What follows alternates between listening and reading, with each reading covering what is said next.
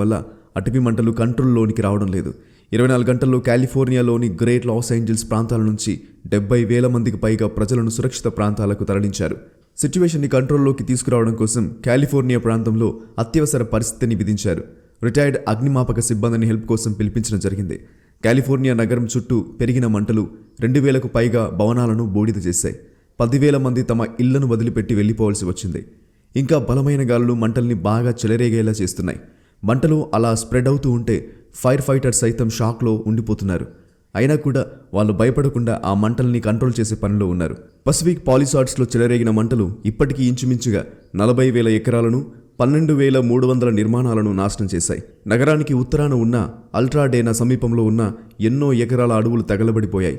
ఈ మంటలు చుట్టుపక్కల ప్రాంతాలకు విస్తరిస్తున్నాయి. హాలీవుడ్ ఈవెంట్స్తో ఎప్పుడు సందడిగా ఉండే లాస్ ఏంజల్స్లో పామెలా ఆండర్సన్ సినిమా ప్రీమియర్తో పాటు కొన్ని కార్యక్రమాలు క్యాన్సిల్